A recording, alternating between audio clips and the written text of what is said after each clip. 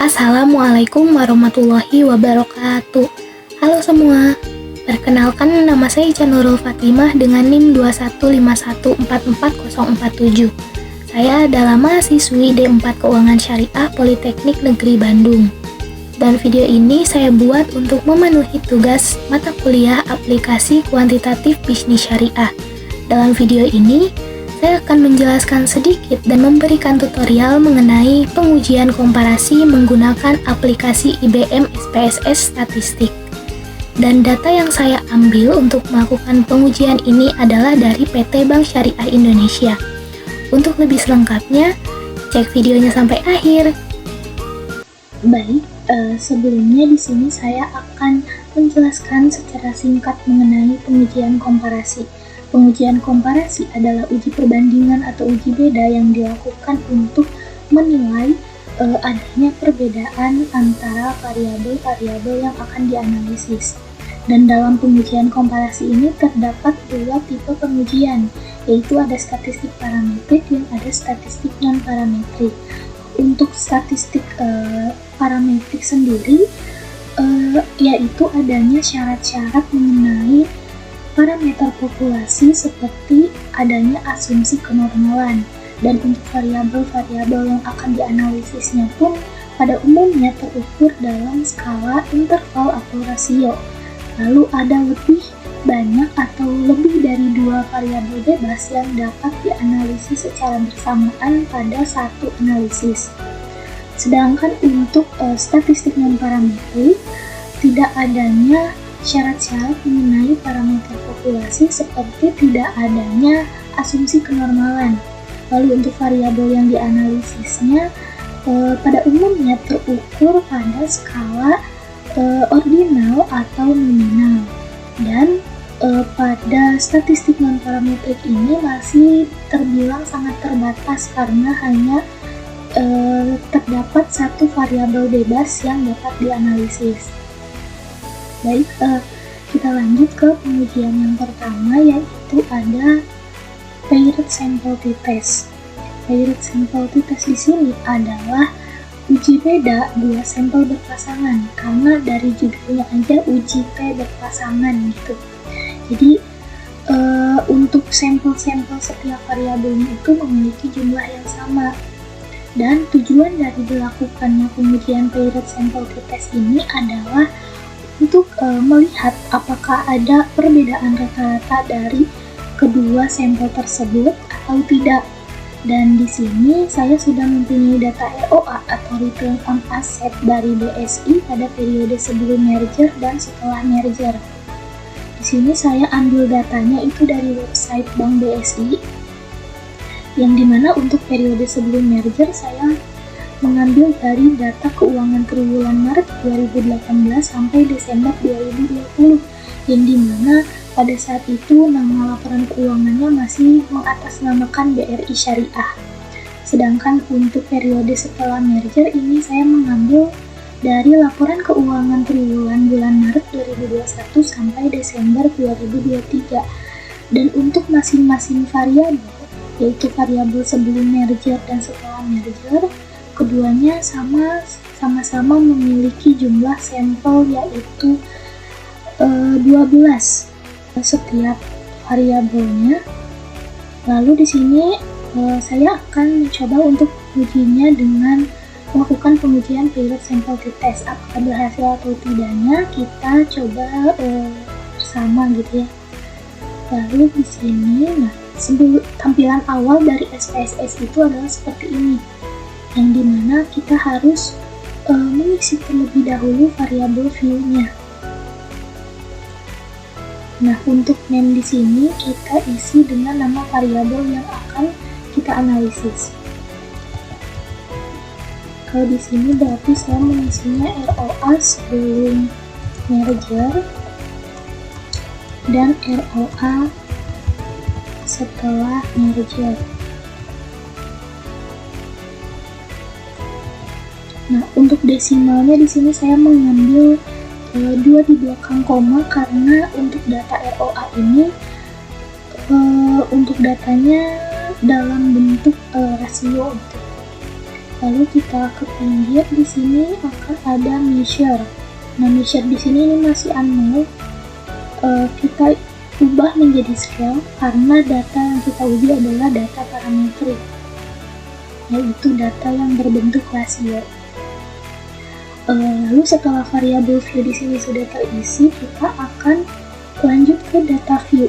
Nah, di data view ini akan tertera hasil dari variabel yang sudah kita isi di variabel view.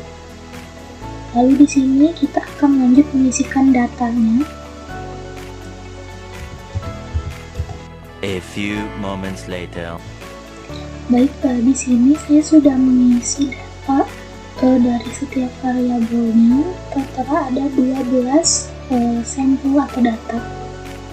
Nah, dalam pengujian paired sample retest ini kita akan melakukan 2 tahapan pengujian.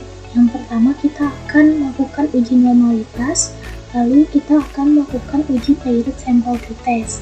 Nah, sebelum masuk ke uji normalitas itu adalah pengujian yang dilakukan untuk mengetahui apakah data yang kita analisis dan kita uji ini adalah data yang terdistribusi secara normal atau tidak.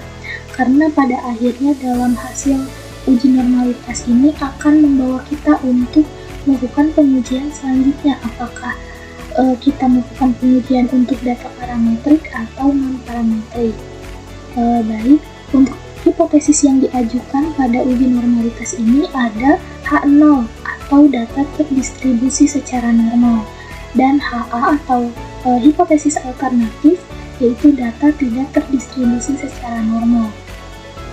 Lalu untuk kriteria pengambilan keputusannya, jika tingkat signifikannya lebih besar daripada 0,05, maka H0 diterima atau data terdistribusi normal. Sebaliknya, jika tingkat signifikannya kurang dari 0,05, maka HA diterima dan data tidak terdistribusi secara normal. Lalu karena kita di sini akan mencoba untuk melakukan pengujian paired sample retest untuk data parametrik, maka hasil uji normalitas yang diharapkan adalah H0-nya diterima atau data terdistribusi secara normal. Oke, untuk caranya kita masuk ke analyze. Lalu di sini akan ada descriptive statistik. Nah, di sini akan ada banyak pilihan. Namun untuk melakukan uji normalitas kita hanya perlu klik yang explore. Nah, di explore ini kita akan diminta untuk mengisi list label di sini. Nah, karena di sini kita mempunyai 2 variabel bebas, maka kita akan memasukkan kedua variabel ini kepada dependent list. Nah, setelah itu, sebelum kita memencet OK, kita harus melihat dulu ke plots. Nah, di sini akan ada keterangan normality plots with test. Nah, yang ini tuh harus kita centang karena akan mempengaruhi hasil uji normalitasnya, karena jika tidak dicentang maka tidak akan ada hasil dari uji normalitas tadi. Kita continue dan OK. Nah, untuk outputnya sendiri akan berada di tampilan yang baru. Akan terlihat seperti ini. Di sini ada case processing summary, ada descriptive, lalu ada test of normality. Nah, sebelumnya kita masuk ke case processing summary dulu. Nah, di sini kita dapat melihat bahwa jumlah data validnya itu adalah 12, yang dimana ke-12 data itu terdistribusi valid gitu ya. Jadi bisa dilakukan pengujian uji normalitas. Lalu kita masuk ke test of normality. Nah, di sini kita akan mengetahui apakah hasilnya adalah data terdistribusi normal atau tidak. Di sini terdapat 2 kelompok pengujian, yaitu ada Kolmogorov-Smirnov dan Shapiro-Wilk. Nah, untuk kedua variabel tadi, kita bisa lihat bahwa semua tingkat signifikannya ini lebih besar daripada 0,05, yang artinya H0 diterima dan data terdistribusi secara normal sesuai dengan apa yang kita harapkan tadi.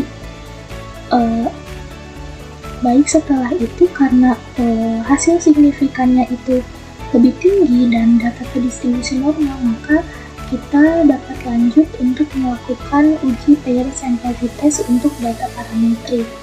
Di sini kita kembalikan. Nah, untuk melakukan uji paired sample t-test tadi, kita memiliki hipotesis yaitu H0 atau kedua rata-rata populasi adalah identik atau tidak sama, atau anak salah saya apa? Atau tidak berbeda secara nyata, dan ada HA yaitu hipotesis alternatif, kedua rata-rata populasi adalah tidak identik atau berbeda secara nyata. Lalu untuk kriteria pengambilan keputusannya pun, jika tingkat signifikannya lebih besar daripada 0,05, maka H0 diterima. Lalu jika tingkat signifikannya lebih kecil daripada 0,05, maka HA diterima. Dan dalam pengujian paired sample t-test ini, hasil yang diharapkan adalah HA diterima atau kondisi di mana tingkat signifikannya kurang dari 0,05. Oke, kita masuk ke caranya, kita masuk ke analyze. Di sini ada compare means. Nah, di sini juga akan terdapat banyak pilihan. Namun karena kita akan menguji paired sample t-test, kita hanya cukup mengklik paired sample t-test. Nah, di sini kita akan diminta untuk mengisi paired variabel. Untuk variabelnya di sini saya akan mengisi variabel 1 dengan sebelum dan variabel 2-nya dengan setelah. Nah, setelah terisi seperti ini, kita okekan. Nah, di sini akan muncul tampilan hasil paired sample statistik. Akan terdapat banyak pilihan. Di sini ada paired sample statistik, ada paired sample correlation, lalu ada paired sample test, lalu ada paired sample effect size. Namun di sini yang kita lihat hanya di paired sample statistik dan paired sample test. Nah, kita masuk ke paired sample statistik terlebih dahulu. Di sini terlihat bahwa ada mean atau rata-rata. Maka rata-rata ROA sebelum merger adalah 0,8625. Lalu untuk rata-rata ROA setelah merger adalah 2,0233. Yang dimana maka secara absolut ROA setelah merger ini lebih besar atau lebih tinggi dari ROA sebelum merger. Dan apakah secara statistik kedua variabel ini memiliki rata-rata yang berbeda secara nyata atau tidak, kita bisa lihat di paired sample test. Di sini kita akan melihat banyak kalimat seperti mean, standard deviation, standard error mean, lalu ada confidence interval of the difference, lalu ada t-hitung, ada df, lalu ada signifikan. Nah, tapi yang kita lihat di sini hanya t-hitung dan tingkat signifikannya agar kita tahu hasil apa yang kita dapat. Baik di sini jika dilihat bahwa t-hitungnya adalah sebesar minus 10,838 dengan tingkat signifikannya adalah 0,001, yang dimana tingkat signifikannya ini adalah kurang dari 0,05, yang artinya HA diterima dan kedua rata-rata populasi adalah tidak identik atau ROA sebelum merger dan ROA setelah merger ini berbeda secara nyata sesuai dengan asumsi yang diharapkan. Baik, untuk pengujian paired sample t-test ini sudah cukup sampai di sini. Kita lanjut ke pengujian yang kedua. Nah, untuk pengujian yang kedua kita akan menemukan Independent Sample T-Test untuk data non-parametrik. Nah, Independent Sample T-Test ini adalah pengujian untuk melihat apakah kedua sampel atau kedua variabel ini memiliki rata-rata yang berbeda atau tidak. Dan di sini saya menggunakan metode Man-WITH-MIU karena untuk datanya sendiri adalah data non-parametrik. Haji Maste, watashi wa atik desu.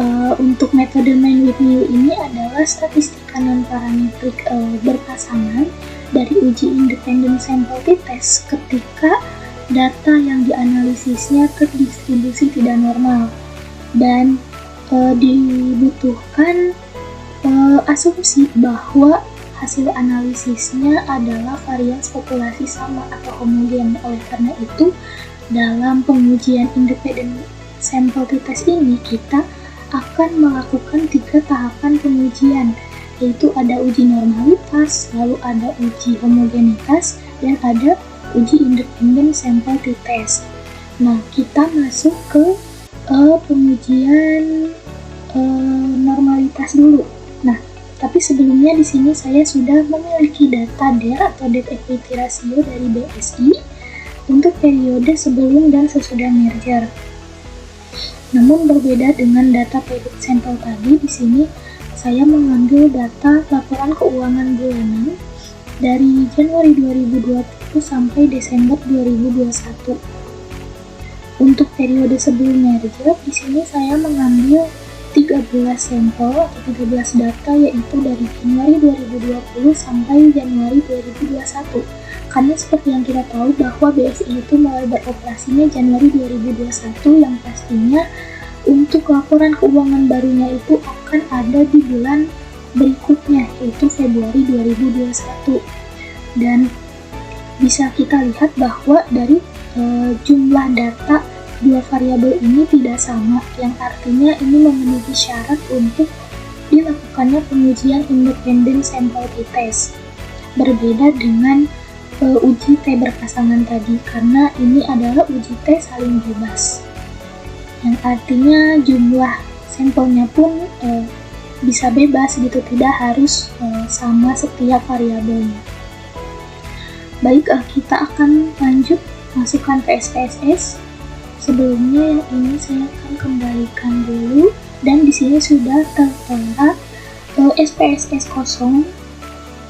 Dan di sini saya akan mulai memasukkan data, tapi sebelumnya kita akan masukkan terlebih dahulu variabel ke variabel view. Untuk namanya di sini saya mengisi DER saja dan ada kelompok DER. Berbeda dengan cara penyajian data period sample t-test, di sini kita akan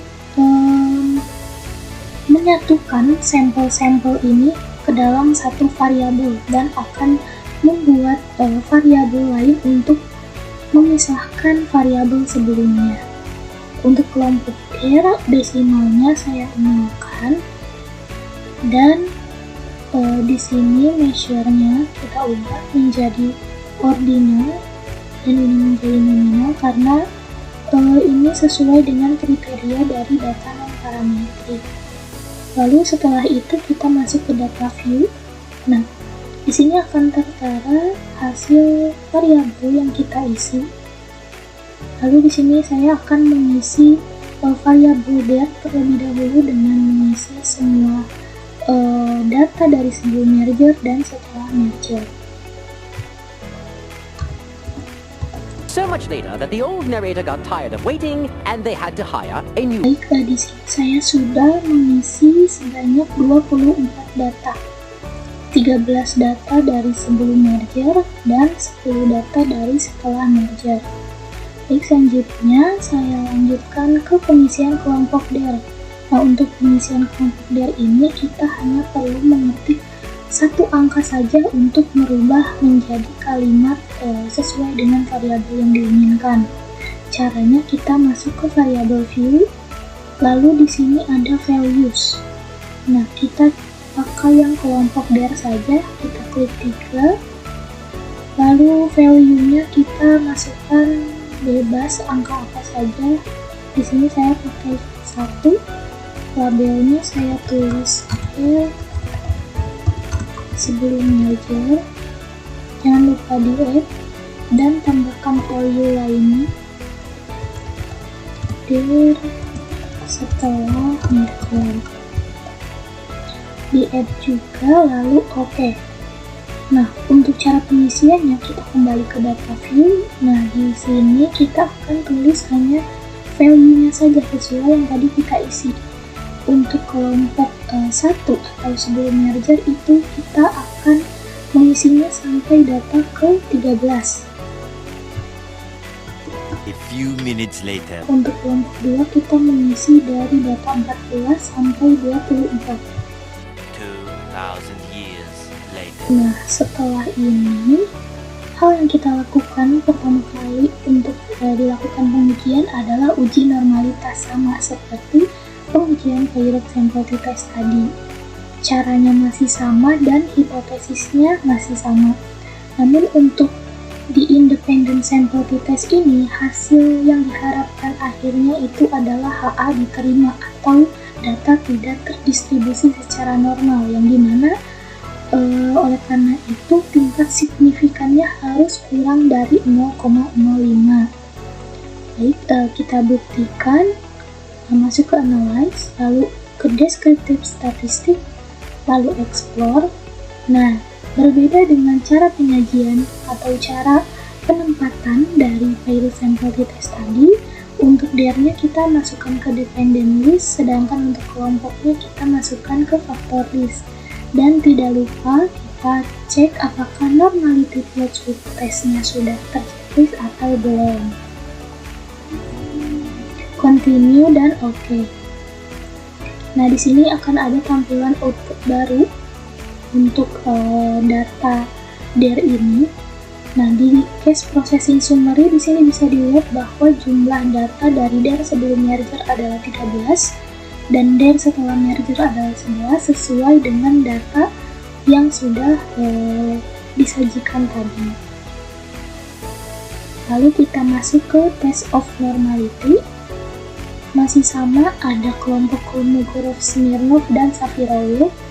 Namun jika dilihat ini hasil tingkat signifikan semua variabelnya adalah kurang dari 0,05, yang artinya maka semua variabel DARE sebelum merger dan setelah merger adalah tidak terdistribusi normal dan masuk pada kriteria pengujian Independent Sample T-Test.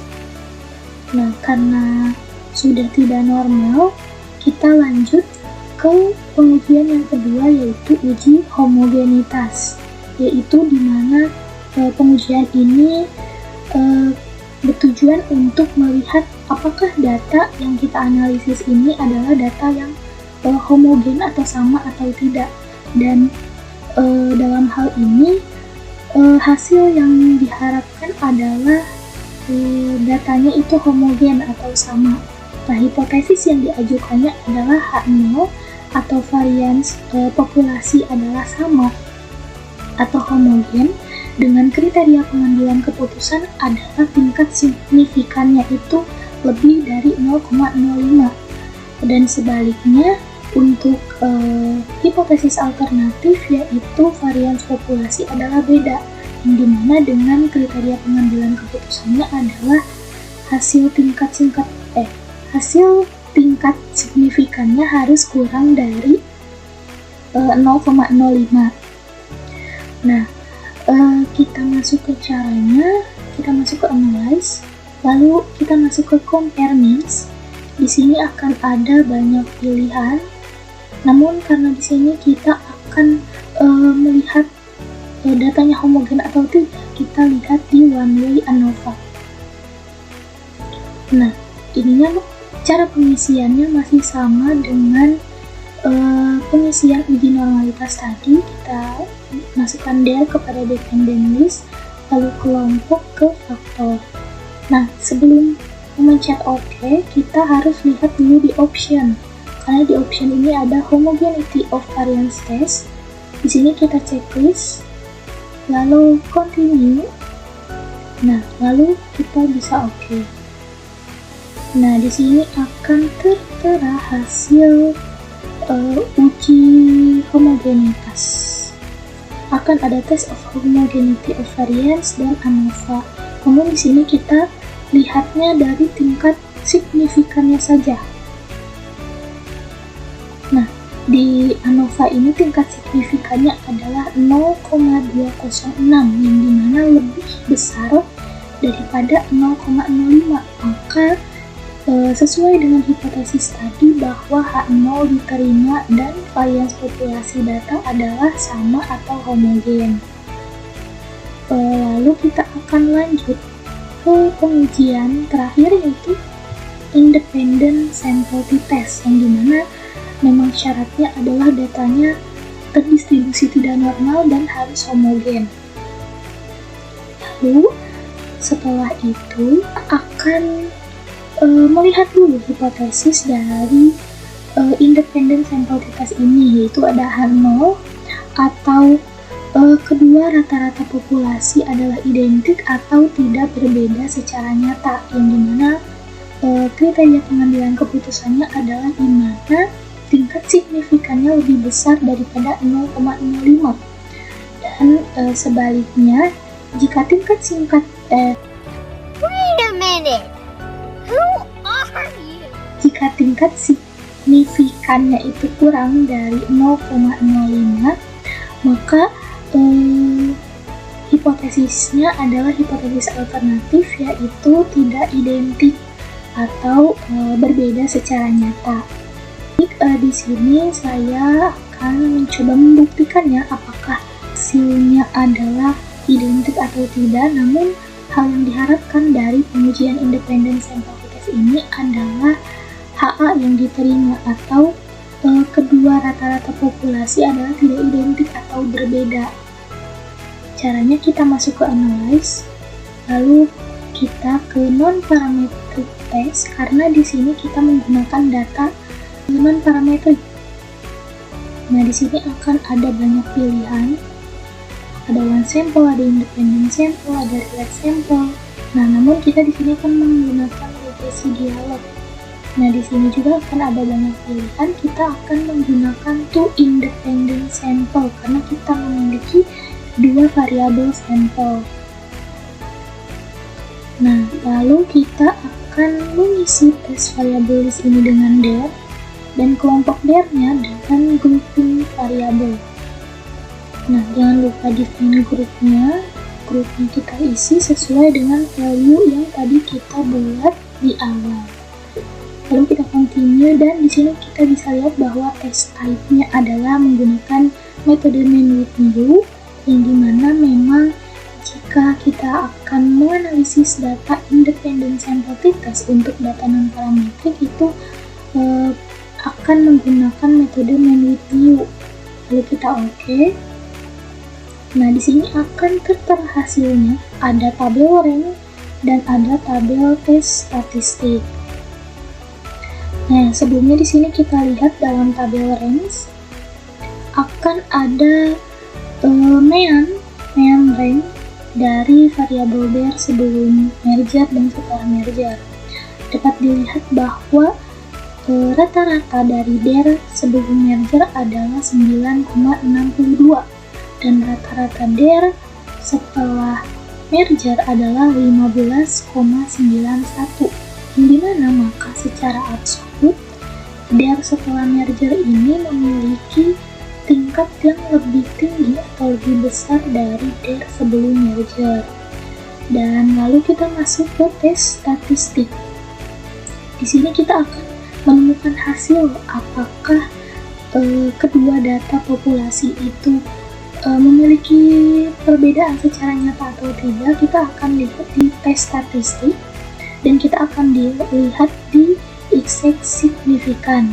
Di sini tertera 0,030, yang dimana tentunya ini kurang dari 0,05. Maka sesuai hipotesis, maka hasil tingkat signifikan ini adalah HA-nya diterima atau rata-rata kedua populasi adalah tidak identik atau berbeda secara nyata sesuai dengan apa yang diharapkan di awal gitu. Sekian dari pengujian independent sample to test, dan untuk kesimpulannya bisa disimpulkan bahwa dari kedua pengujian tadi, yaitu weighted sample to test dan independent sample to test, kita dapat melihat bahwa hasil akhirnya memiliki hasil yang sama, yaitu hasil dari ROA dan DER maupun sebelum dan sesudah itu memiliki rata-rata populasi yang berbeda atau tidak identik. Begitu. Cukup sekian dari saya. Terima kasih sudah menonton. Sekian tutorial yang dapat saya sampaikan. Semoga bermanfaat dan menambah ilmu kita semua. Mohon maaf apabila terdapat banyak kesalahan. Terima kasih sudah menonton.